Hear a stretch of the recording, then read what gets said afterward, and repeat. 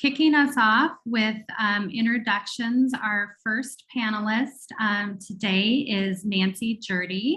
Nancy is the Global Marketing Vice President at Pearson VUE. Hi, Nancy. Thanks for joining us today.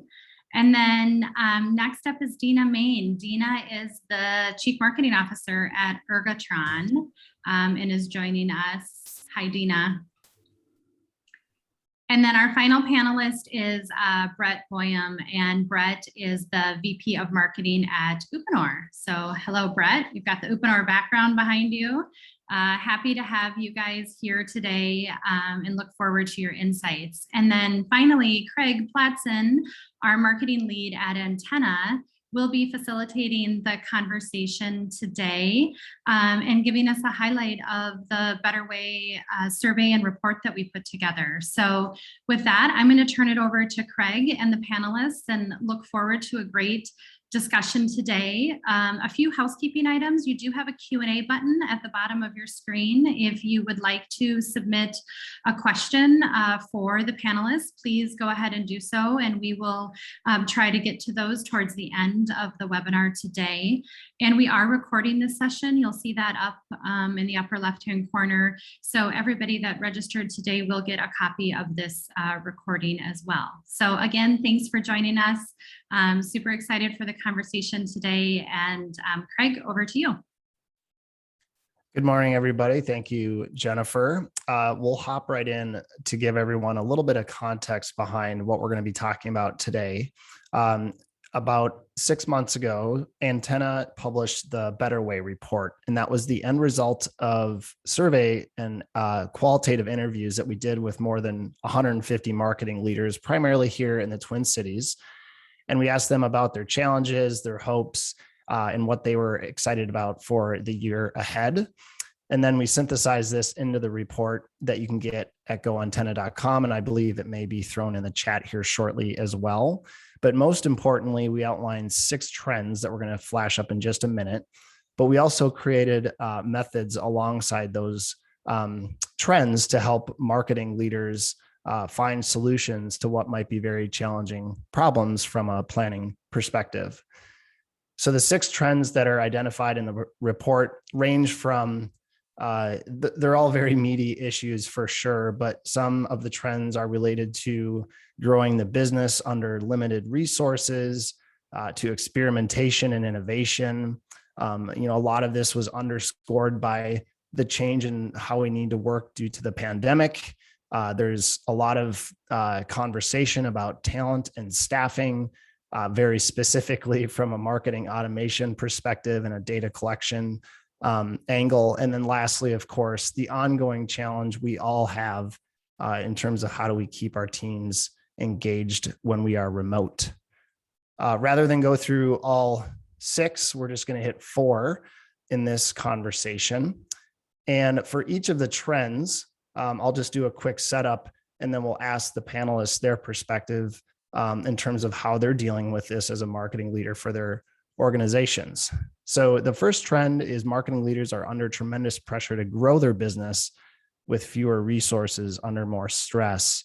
And you see a quote up there that we gathered during our research. And the first question that we have, and we'll gear this towards Dena to start, is given the pressure, fewer resources, and more stress, how are you adjusting your leadership style and marketing plans to reflect the shifts you've experienced at Ergotron specifically? All right. Well, thank you, Craig. It's a great question. And I think we were saying early on, we could take the whole time just talking about this one. I actually started at Ergotron in the midst of COVID. So I had to quickly assess the situation of what was happening at Ergotron. And a couple of things became apparent really quickly that I had to adapt my leadership style to. The first was that the team not having a leader for a period of time was doing a lot of things, but maybe not necessarily the right things based on where the business needed to go. So the first opportunity was, how can I help the team focus and prioritize, and what does that look like? But the other thing that quickly came to was the opportunity to reshape the role of marketing, and how do you lead in the midst of a pandemic, in the midst of needing to deliver short term, but start to get the marketing organization delivering on different things. The marketing organization was really impactful from an administrative kind of short-term tactical sales support standpoint, which is great, and you need an element of that. But there was really an opportunity to adapt the marketing team to help support the growth that was happening from an omni-channel standpoint. And so it was really looking at, from a leadership standpoint, how can we focus on the short term with focus and prioritization while starting to build capabilities and investment in the future of where the organization and specifically marketing needed to go. So it was a bit of balancing the short term with long-term gains. And so I'll give an example. One of the things that is working really well at Ergotron is our demand gen capability. Really strong pipeline, really strong growth. We had an opportunity to invest in that capability to accelerate the amount of leads in our pipeline and ultimately converting over into sales. And so we chose to leverage that investment to not only accelerate in the short term, but to help us start thinking about how our personas, buyer journeys, customer needs really evolving, and leveraging that to also help us in the long term from a growth standpoint on demand gen. So it's finding that right balance. Not easy. Yeah. Yep. How about you, Brett? Tell us a little bit more about how you're working through the pressure, fewer resources, and more stress as a marketing leader at Uponor. Sure. So like Dena, I started at Uponor during the midst of a pandemic. I started in November, not only in the midst of the pandemic, but when everyone was working from home. So it was difficult at first to onboard, but I was fortunate, I'll say, to come in at a time when we were in the sharing of the annual plan. And so I had really the opportunity to hear what our core strategies were, our key strategies to drive the business for the next year and how that fits into our 5-year plan. But then able to meet with my team and understand what tactics are really leading towards the success of those objectives for 2021, and then how does that build to 2022, 2023. At the same time, we had some open spots. We had some vacant roles, and so we've come into a period where hiring has been very difficult. So we've been, short-staffed, in addition to the expectation of getting more done, which added another layer. So we've really exercised the practice of start, stop, keep. Instead of doing that once or twice a year, we're doing it more on a monthly basis and saying, are we doing the right things to continue to push the business forward on what our strategies are? And we've had to be agile with that, because if we think about everything that's happened over the last 12 months, the chaos of the pandemic, the hiring issues, but then throw in a supply chain disruption on top of all of that. And to Dena's point about demand gen, we actually had to scale back our demand gen to make sure that we weren't creating more demand than our supply chain could provide at that moment. And so to try to tell a marketing group, whoa, let's hold a little bit. Let's start to think about maybe what 2022 looks like and start building for that. It was a whole different perspective on that start, stop, keep exercise. So I think we've done a really nice job of staying true to that and understanding capacity, both with working remotely and just the normal workload piled on top of that, to really try to balance the resources. We've used cross-functional efforts. So we've pulled in people that might not normally be doing something within the marketing group to handle a task for us because they did have some capacity. There's been a lot of collaboration around who has the willingness to learn new approaches or new tactics, new experiences, and do they have the time to do that? And we pulled in different resources from the organization to help with that. Nancy, how about you? Right. Well, thanks, Craig. Just to echo a little bit of what both Dena and Brett were saying, it's a little bit of a mixed bag. And I think that I should first probably say, in terms of the leadership question around what did I do to change my leadership, what did I have to do? I was at Pearson. I just hit my 4-year anniversary. So I was here before the pandemic hit. And so I had, I think, a different dynamic than I can't imagine coming in to run and kind of steer these things like Dena and Brett had to do. But I will tell you this, I don't subscribe rather to a leadership style myself. I don't think that I could tell you I'm this kind of a leader or that kind of a leader. So for me, the way that I look at things is everything is situational. And so I adapt what I need to do and how I need to handle the situation, the business, the stakeholders, my people, whatever that is, that's how I adjust. And so I don't think my leadership changed. I don't think my approach changed. I think what did change was there was this collide of more demand, more than we'd ever seen, obviously, more pressures to figure out how the business was going to navigate, how we were going to operate, how we were going to keep our people motivated. And it was just a lot of stuff. And the pace of it was definitely more. So I found myself having to, finesse different areas of leadership based on what we needed. Financial meetings are way different than talking about, some of the nice campaign creative ideas that we have, right? And so I had to switch all of that. So that being said, I would say one of the things that did change because of those resource constraints that we had to, we went into deep hiring freezes for a fairly long time.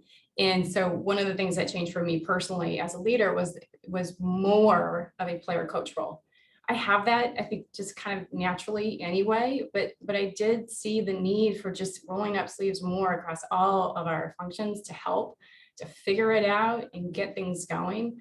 So that was a little bit more of a change versus just steering. When we have the luxury of steering and leading the teams in a normal way, it was definitely a little more hands-on for us, and for me rather, in that regard. And then with regard to the marketing plans, we all build annual plans. We all do that, I think, really to anchor into some, we call them budget, I call them budget bumpers.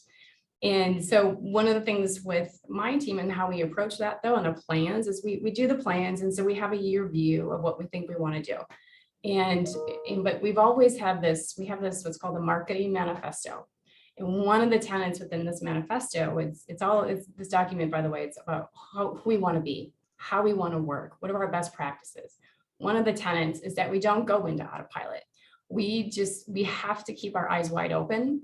And so for us, these practices that Brett and Dena were talking about shortening your cycles, that felt pretty natural. We did shorten them even more to keep doing the checks. I mean, some of the things that we are wanting to do, we were being sensitive around the timing. Is it the right time? Can we go out with things? Is it sensitive? Is it tone deaf? Where are we at? And so we had to just stay so close and do kind of these play-by-plays as we went through as well. But then to echo, I think what Dena was saying too, I think the last probably year to 18 months has been weathering the storm and figuring out our recovery. And in doing that, with all these unknowns that we still get, plated every single day, I would say that the biggest thing truly was, I think, prioritization and reprioritization became like an extreme sport. Like we were doing it a lot, all of the time. And so, maybe we wouldn't have done it so quick and so often, but those are probably the biggest changes in the last probably year to 18 months that we've had. Marketing certainly can be an extreme sport, as evidenced by all of your responses too, and a couple of quick notes that I think are a really good transition to our next trend here about testing and learning. But Dena, you're talking about balancing the short term and the long term. Always a hard thing for a marketing leader to do, especially given the pressures during the pandemic and everything that's happened during the past 18 months. Brett, I love your framework of start, stop, keep. It seems very relevant to the next trend, certainly we're going to talk about. And then Nancy talking about how everything is situational. The pace has changed though, and that's the biggest difference for you and how you're able to finesse it, and using budget bumpers. These are all great phrases that I think are energetic towards a modern approach to marketing. And so speaking of that, let's shift gears to the second trend that we heard from the research that we had done. And you've already touched on some of this already, certainly, but it's a test and learn approach leads to marketing innovation.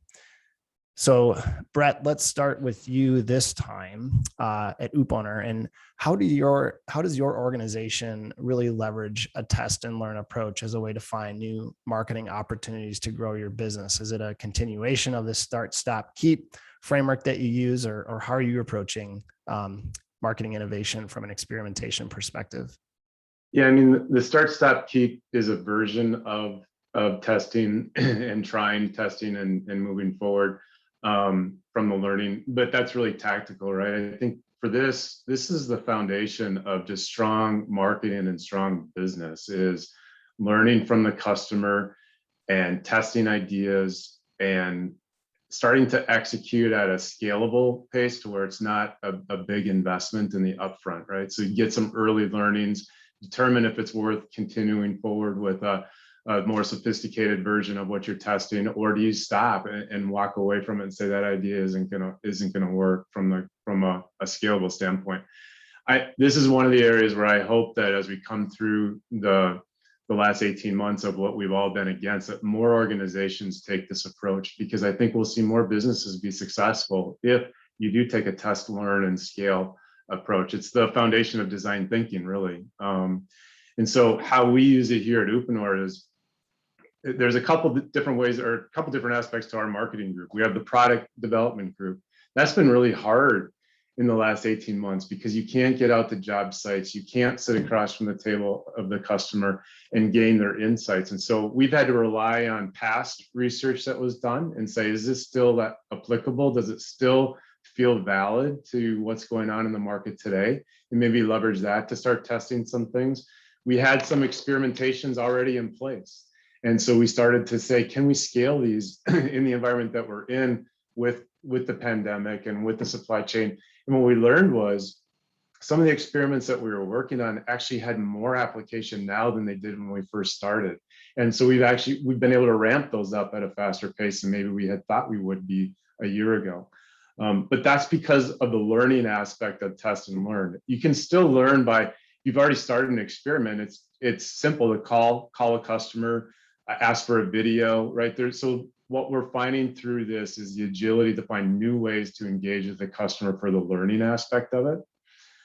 So that's been a big part of what we're doing. It'll be even more of what we do moving forward, is really being driven by market and customer insights, creating an idea, testing that idea in a very beta prototype method, learning as early as we can, and then determining what the scale, or scale it, shelve it, or not even move forward with it. So it is a process, and it is something that takes some discipline to stick to, because it's really easy, especially in a world of construction and building, where you want to jump to the solution right away. We think we know what the solution is after that first input from the customer. And what we're really trying to educate our organization around is it takes some time, and there's some process to that learning. And we can't jump to the conclusion. We have to let the customer lead us to the conclusion in order to really have a successful execution. So I see technology coming in more and more. You know, there's these collaboration tools that are growing over the last year to use. We're starting to use more A/B testing in our marketing approaches, and that's been very helpful. One more quick example of that is, I don't think if this was 2 years ago and TikTok was as popular as it was today, I don't think we would have considered ever being in TikTok. But through some A/B testing and some conversations, we were learning that more of our trade was out on TikTok looking for content than we would have ever expected. And now we have a TikTok channel. We're on TikTok, and it's actually working to my surprise even.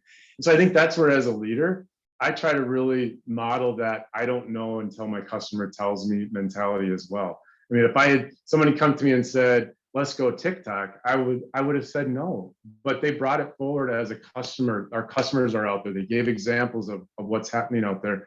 So we said, let's try it. And that's an easy one to try at a very low cost, very low risk in terms of your brand reputation, et cetera. And now we're starting to build it up. So I'm really excited for the future of this test and learn, because I think more and more companies are going to learn how to adapt to it. And with that are coming new ways to learn and new ways to test that are more efficient and effective as well.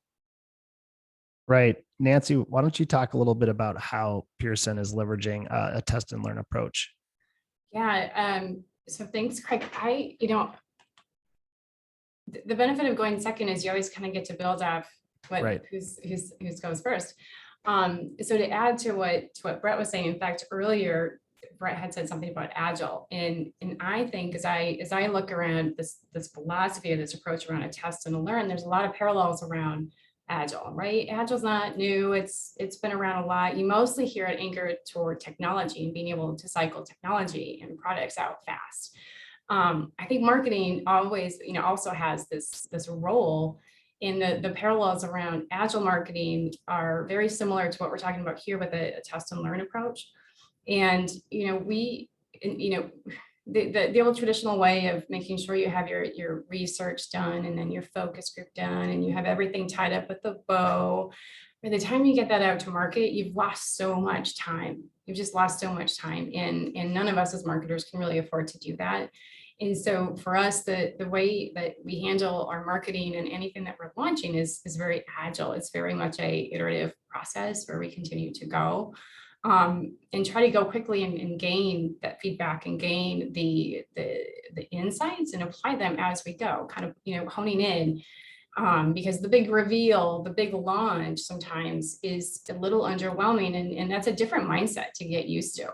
And, when you have this big buildup and then the reveal compared to working your way there with a constant drumbeat that hones in for success, very different. And I think you got to get comfortable with that. And so within the Pearson organization, like I said, we're really very much an agile shop across the board. And so marketing follows suit with that.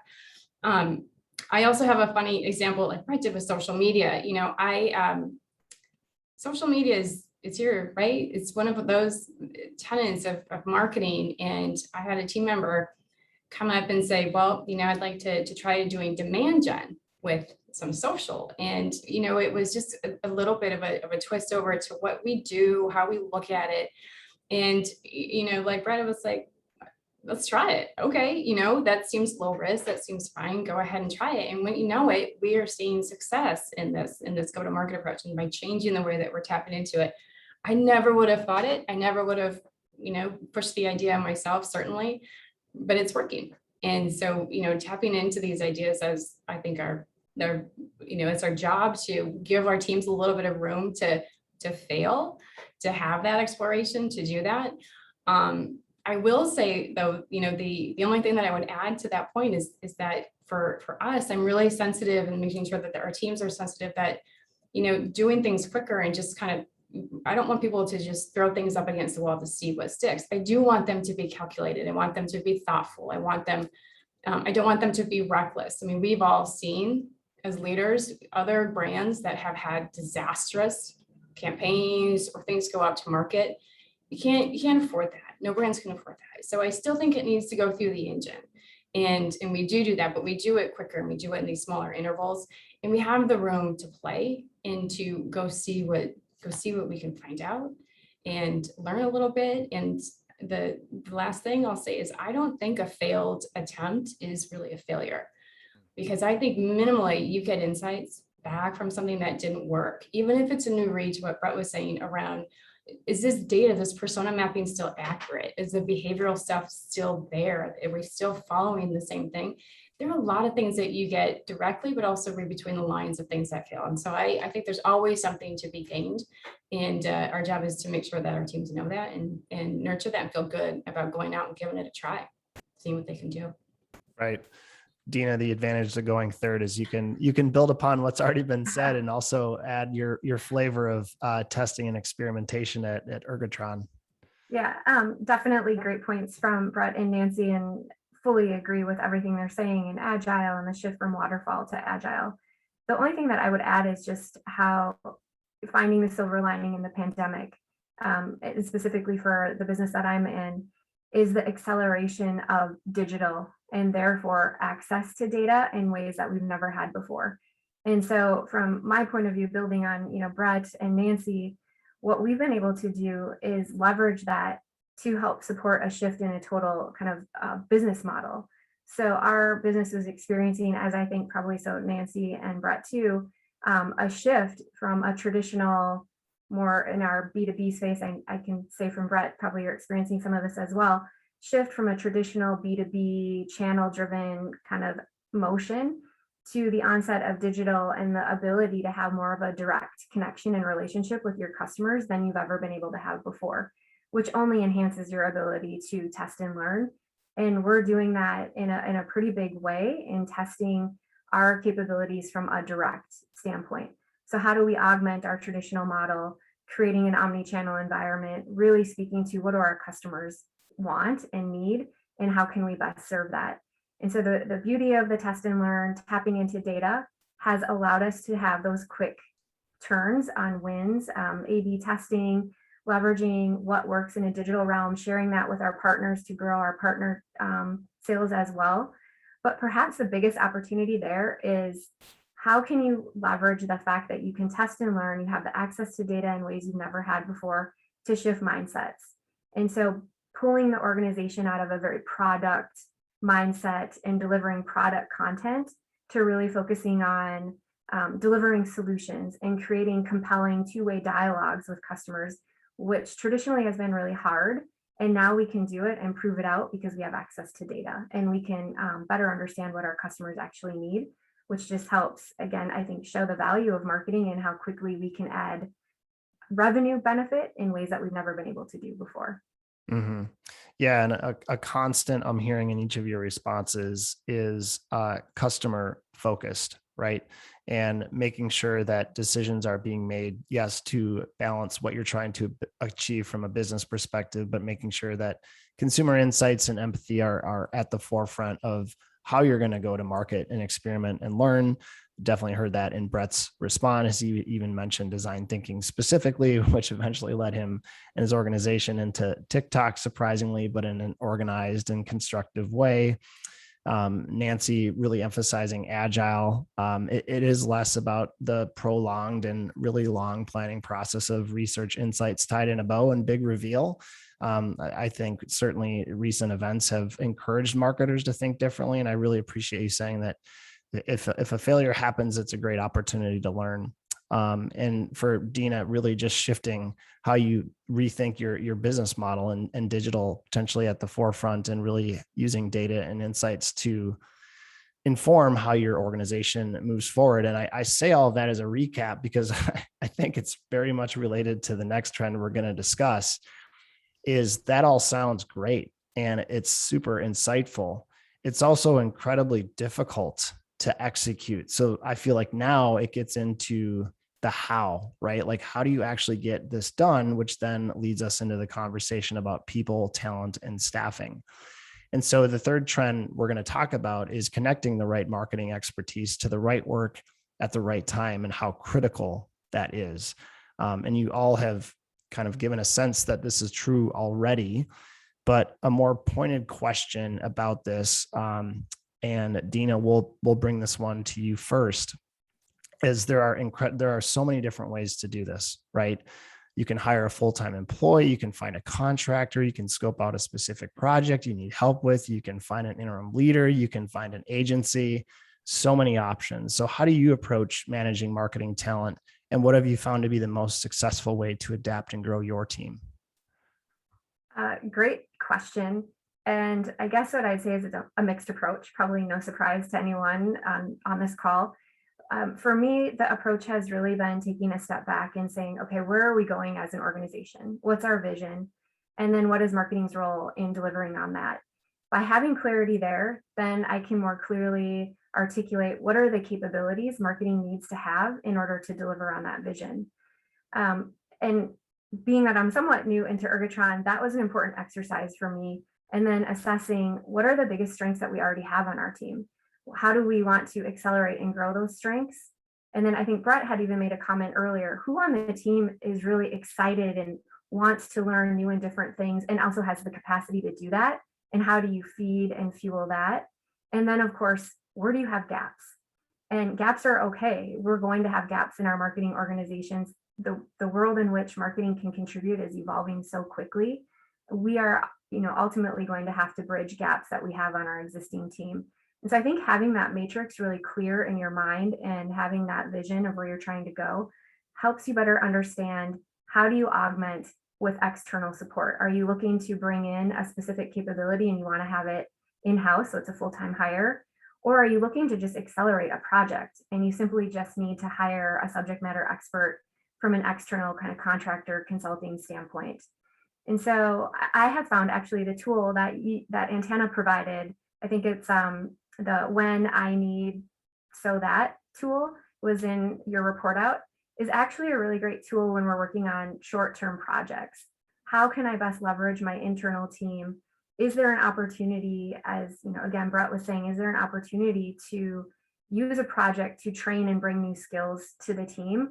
Or is this something that needs to turn really quickly and we need to leverage the external resources to help us turn the project quickly? And then it's a matter of who's your stable. In today's environment, for my business specifically, it can be really hard bringing in new contractors or new agencies that we don't already have relationships with. And so I've had to really dig in with our agency partners and existing contractors to better understand, what are you guys really good at? What's your sweet spot? And are we tapping into you the way that we should be? And we've uncovered some opportunities with some of our partners that maybe we weren't leveraging or tapping into in the best way. And so bringing them in and really having them operate as an extension of our team in this time of being really short resourced. So again, I think probably no big surprise to anyone, mixed model, but for me specifically, it's always being really clear on that vision and what do I want to build in-house versus what can I augment with externally. Makes sense. And Nancy, I probably should have started with you because we had your quote up on the slide that was shared with the trends, but maybe talk a little bit about how you're connecting marketing expertise to the right place at the right time at Pearson. So it is, it's such a hard thing because it's a constant, it seems like we never have enough resources. We never have enough, or there's overflow, or there's a big project coming out, or there's always something, right? And which is good, which is really good. But I think that, the challenge is that there's, you're sort of boxed in sometimes. Your hands are really tight. And so similar to what Brett was saying, I think in his introduction around, we'll pull people where we can to make sure we have, some hands on deck that can do the work. They may not do it all the time. It may not be their first order of business, but we pull people in where we can. We have overflow support and contractors and agencies that will help with some of the overflow stuff, like creative bodies of work, for example, when we have too many assets we need to get out the door. My biggest challenge is finding of someone, I think, who can step into the business and have the wherewithal to be able to, who I know will know how to devise a campaign, create the campaign, execute the campaign, and get it. It was up in my quote. I said what I needed, and I know what I needed, but I needed them to be able to come in almost, the expectation, which is not fair, is to come in with their, on the ground running, and having to learn the business and be able to turn things like that. I find that to be difficult. And similar to what Dena was saying, what are the sweet spots of the agency teams that we can use? Where can I tap into them more? How can I leverage my current team and other ancillary teams to come in and support where we need to get? I mean, the question is a really hard one. How do you adapt and grow your team? We have the usual suspects. We have our overflow, like mentioned. There's some training stuff. I think that's a shortage, quite frankly, within our discipline, that at least I'm having a little bit of trouble connecting into other various best practice groups within each of our functional disciplines too, to keep my team engaged and growing, and not just doing what's in front of them, so they can adapt and grow and bring that back to their work that they have. I think we need more of that.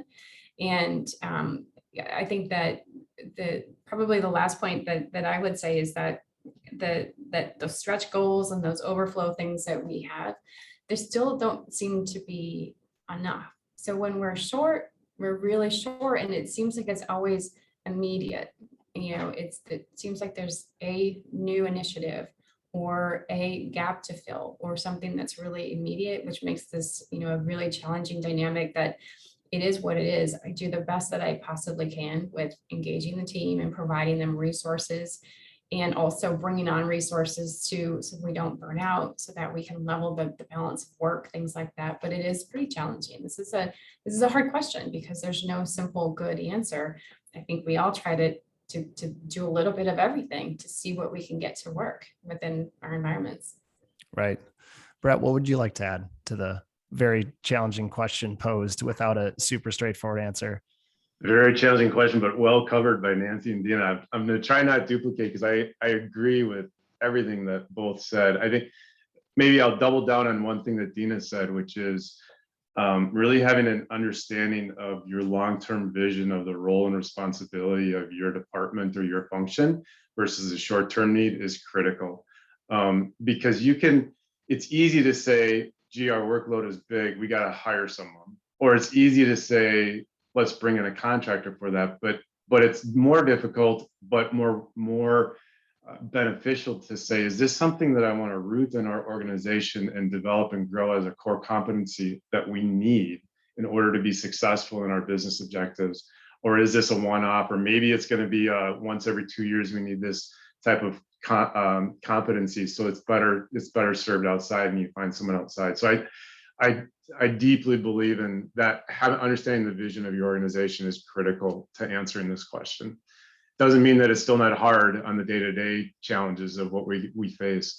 When I came into Uponor, there was an exercise underway that I continued because it was really valuable, and it was defining the roles and responsibilities of the different functions within our overall marketing department. And it was matrixing it. What is our core responsibility? What's our role in the organization? What's our role in marketing? And then what are we responsible for? And then where do we need support, either from other functions within marketing or from outside marketing? The organization had changed a few times over the last 2 to 3 years. And that definition of role and responsibility had gotten lost in all of the change that had happened. So redefining that was really a great North Star. And an example of something that came out of that was the combination of defining those roles and responsibilities, and also me going through a couple stage gate meetings with our product development process. We uncovered quickly that there wasn't an ownership on launch activities. It was scattered throughout different parts of the NPD process. Different parts of our marketing organization had ownership of tactics, but no one really oversaw the entire launch process. Therefore, we were not feeling very successful when we launched a product, right? It didn't feel continuity. There wasn't continuity. It didn't feel like there was a common vision to it. So we moved the oversight of launch from a couple different parts of our organization into our channel marketing group. I mean, they're the closest to the market. They understand and have the relationships with our channel partners. They can speak on behalf of the channel partners for what's needed in a launch. So we made a major shift to that responsibility. Doing that also freed up some time from our segment group and our product development group, because they were not having to worry about the coordination of the launch activities. So by making some of those roles and responsibility changes, you can, a benefit of that on the other side is freeing up some resources or some mind space in other parts of the organization. The other thing I would recommend that we've learned from is we knew we had a competency that we wanted to grow internally, and we had people that were in the right positions to do it, but we didn't have the expertise or the skill yet. So what we brought in was someone that was an expert to do an audit for us and then make recommendations of how we can be good at it, how we can win at it over the next 2 to 3 years. And then our team is now on that journey. We didn't hire that consultant to do the work. We hired that consultant to come in, coach us through how to get started, how to do it, what a plan might look like. And now we're fulfilling that. And that has helped tremendously because it is something we wanted to grow internally, but I didn't want to bring in someone at a senior manager level because we weren't sure we even needed that yet, but we needed someone with the expertise to help coach us along. And so that was a great learning on maybe leveraging some outside sources to help our group be better at something that we needed to develop internally. Right. It's an ongoing dance. It sounds like that everyone is doing, and the commonalities I'm hearing in responses there are understanding the acceleration of a short-term need, but balancing it with the long-term vision of where you want to take your organization and your teams. And that can be difficult. It might be an immediate overflow situation like Nancy was mentioning, but the expectation then would be come in and hit the ground running and have an immediate impact. So that puts pressure on the talent and the organization. And then Brett, I appreciate you talking more about how that kind of trickles down into the organization, getting into roles and responsibilities, which impacts how the organization actually operates, but then offering some third-party perspectives so you can shift people's mind space to keep them focused on the job at hand. So many challenges as it relates to talent wrangling, but I think really good insights across the board. And I'd say an equally as challenging topic to work through as leaders and as workers in general is, this is indicative of what's happening right now in this webinar, right? Like we are all working through a different way of working. And whether it's the most recent variant or other factors that influence how people are working and what they do for a job, the reality is remote teams and keeping them engaged isn't going away. And so many of you have shared some really interesting perspectives on how your organization is dealing with this. And maybe, Nancy, we start with you first this time, and then we'll have your esteemed panelists follow up. But let's hear a little bit from you in terms of how Pearson's dealing with. So the move from in-office to remote work needs long-term solutions to help individuals stay motivated and connected to their teams, as you know. These solutions are they vary based on your work culture, your personality type, who's on your team, your job function, and more. So how are you thinking about the future of how your team works at Pearson? You're right. This is such a big question. We could spend a whole couple of hours probably talking about it. So first to answer, let me give you a quick backdrop on the Pearson philosophy. And so Pearson's made up of, currently we have 5 divisions. We went through a bit of a restructure earlier this year. So we have some 5 clean organizations within our corporate structure. And within those, probably most of them, we're some semblance of remote work was already in existence. Okay, we have disparate teams, we have people all over. And so it sort of existed a while. I am myself part of the division that was more of a traditional division. We liked people coming into the office generally. And we worked with people on flexibility and whatnot, but we were a traditional organization. We'd like to see you in the office. And I have always, my leadership style and the way that I've cared for my teams has always been flexible. And I've always had teams that were global. So we have some natural fundamentals of how we work with remote folks around. We're not always all together in an office. So we've had some baseline in that. What's interesting is corporate wide, we have made without question, every employee gets to declare what they want to do in terms of, do you want to work remotely? Do you want to work in the office? Or do you want some form of hybrid that you get to define, by the way? You decide what hybrid means. And so there's no rule sets around it. And I will tell you that the number one driver in that, without question, is employee retention and then attraction for talent. And it's competitive, and we know we have to be competitive. And so for some of the organization at a wide level, it's not that big of a change. In my division, it is a fairly substantial change, where when we were hiring, for example, and trying to work on staffing and building teams, our talent pools were left, for example, here in the metro area, in the cities, because we wanted you to come into the office as part of our team. Well, now those requirements are loosening, and we're able to broaden our pool and our searches when we're trying to acquire talent and bring on some new teams. And so that's a new thing. I think it's a benefit to what we have. The hard part is how we manage the teams. I have had a lot of conversations with my management team around, listen, this is a lot more work for us. Okay, it is our job to engage and to make sure we have engagement and to make sure our people don't fade away. It's easy to fade away when you're remote, and the dynamic is totally different. So it's more work for us to ensure that our teams feel like they're still connected into this sense of community, that they're contributing, they know their value of what they're bringing to the table, why we need them, things like that. So it's far more, I think, on us as leaders to ensure that within our new environment that we have. I think that there's a lot of conversation about the Great Resignation right now also in market, and what is that going to have to do with our talent here and how we continue to staff it. So my thing is, here's my thing about this. There isn't a clean answer for us yet as leaders. So here's one simple example I'll give you. there's a body of research. I read an article that was quoted as saying, make sure that your people, when you have meetings in their Zoom meetings or Teams meeting or whatever your technology is, that they are on their screen. That shows engagement. You can read them. That's what you need. You need your people to be on screen the whole time. Well, then there's another body of research that says, give them a break. Let them turn it off and let them just, decompress and kind of passive listen a little bit where it makes sense.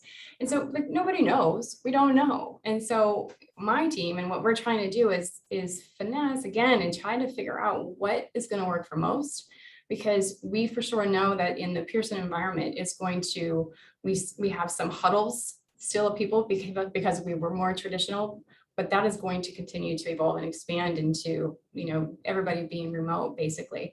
And so that's what I'm thinking about. I'm thinking about how do we make sure our people they stay engaged, they contribute, we bringing them into our circle so that we make sure that they're still part of our efforts and we're using everybody to the fullest extent so they feel good and we're accomplishing a lot.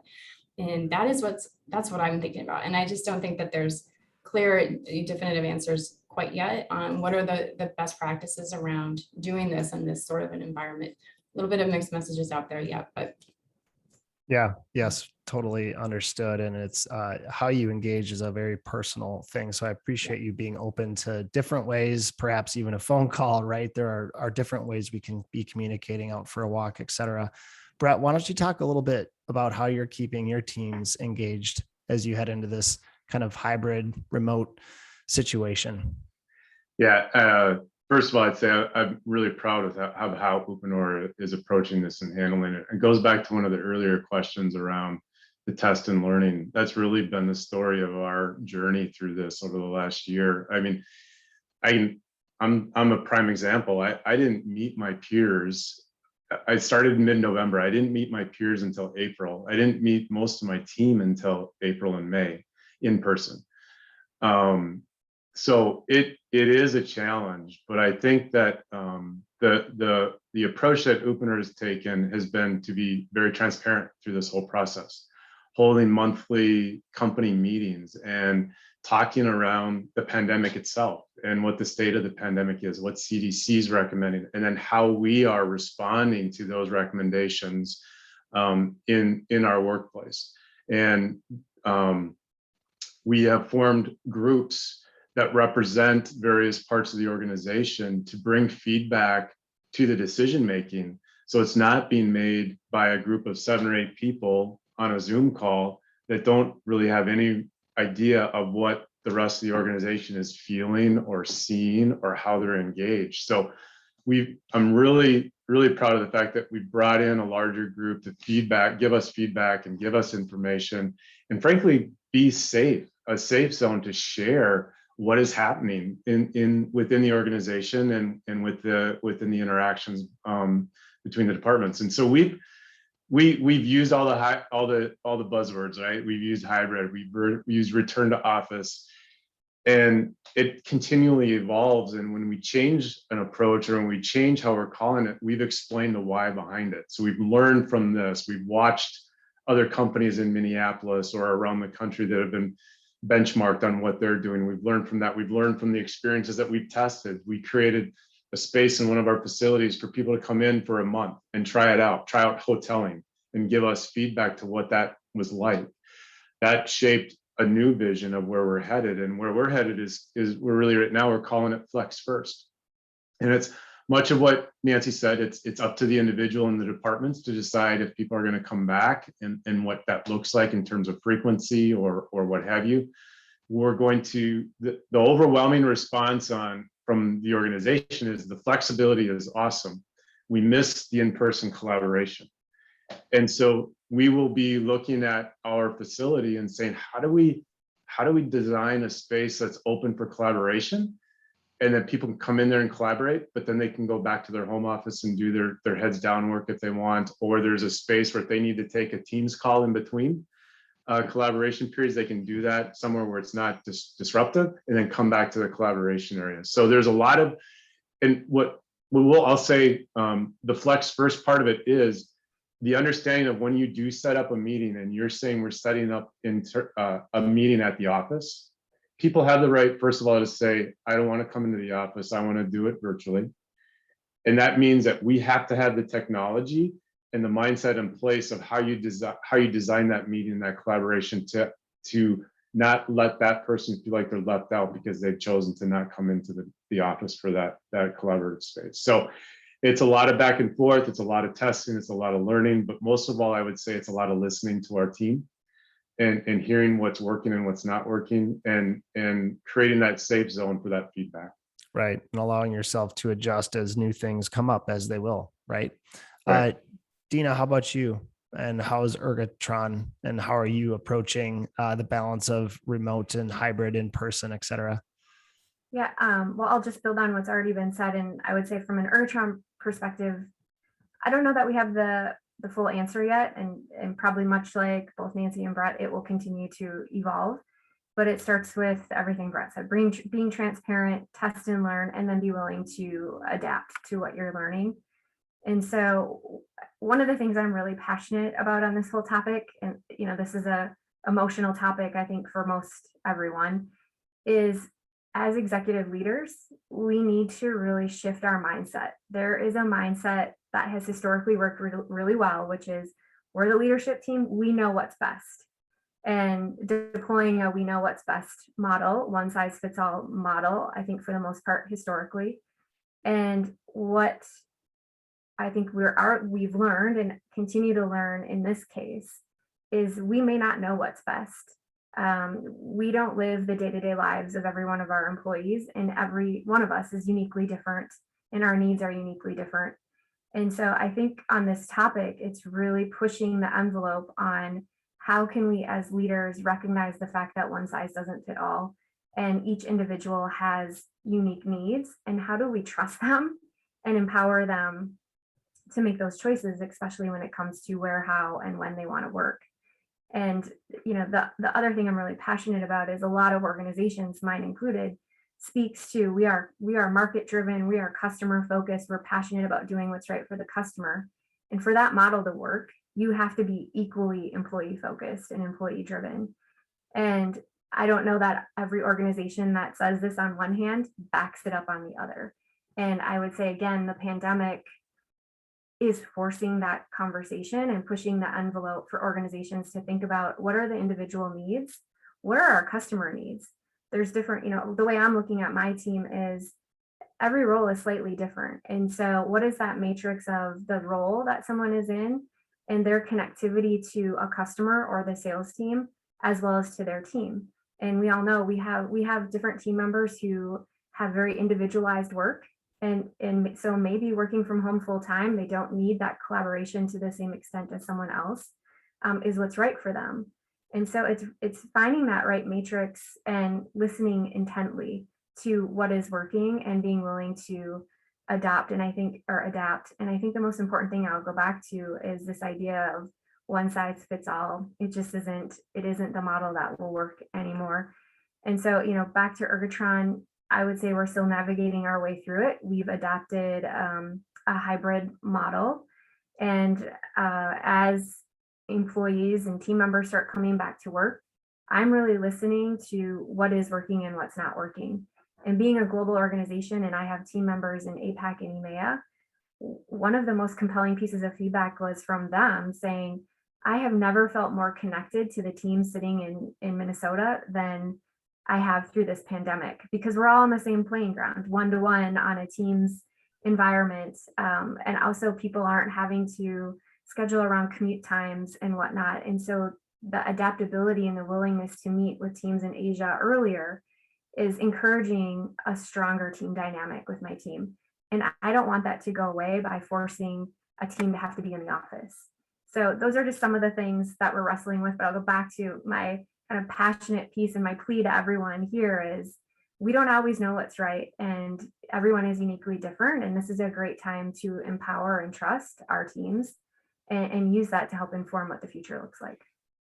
Absolutely. And we are all incredibly unique and are coming from very different perspectives. And you mentioned the global aspect of your business too. And that if you don't have that, you may just have a newfound insight to say, hey, the convenience of a Teams call is incredible. And it's groundbreaking, allows for pretty amazing communication.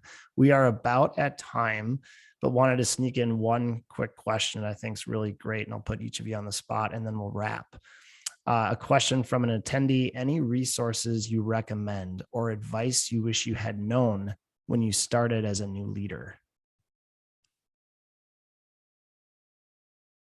Brett, I'm going to pick on you first.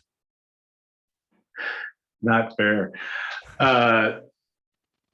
So any advice or resources for a new leader? One of the things that I was fortunate to have early in my career was 2 or 3 mentors. And one of them accidentally fell into my world, and I learned what a value that mentor was. And I then intentionally went out and found a couple others and asked to be my professional mentors. They become not only professional, but personal mentors. I think that they're outside of my work environment. So they're not, thinking only about the space that I'm working in or the business that I'm in. They really help me think about problems or opportunities from a broader perspective, a more worldly perspective. So there's plenty of great leadership books out there. But for me, the ability to tap into someone and have a regular conversation with someone who's been there, done that, has been just invaluable through my career. Nancy, how about you? Yeah, for sure. Mentors and sponsors are huge. So totally echo what Brett's saying. You should find one. You should find one. That being said, I do think one of the hardest lessons for me that, when you step into leadership, sometimes you have this idea, this vision of what it is, or you're emulating someone or something. My best advice is to be yourself, be your authentic self, and show up as who you are, and know what your purpose is in terms of the business and in terms of your people and your team and what you have to do. And it starts to come naturally, because sometimes, in my career, I was trying to behave or lead in a way that wasn't very natural to me. And once I figured it out, it made all the difference in my ability to succeed and for my team. And it's hard to, you get swept up when you step into it, who you think you want to be as a leader. Be yourself. Dena? Yeah, couldn't agree more with Nancy's last point, and of course on the mentor piece. So really, those would be 2 key pieces. The third thing I would add is taking the mentor one step further to a coach. So one of the biggest learnings I had a leader who she made it her personal commitment that no matter what role she was in, she would always have an executive coach. To Brett's point, someone outside of the business who could really help guide her. And I watched her have great success by tapping into a professional coach. And so that is something that I started to do when I joined Ergotron. I got my own coach day one, and it has probably been a lifesaver to some extent, especially just joining in the middle of a pandemic and not meeting your team face to face. And it's hard to build trust as a new leader when you don't have some of that face-to-face time. And so that would be the third piece I would add to what Brett and Nancy already said, is if you can, or if your organization is willing to invest in a executive coach.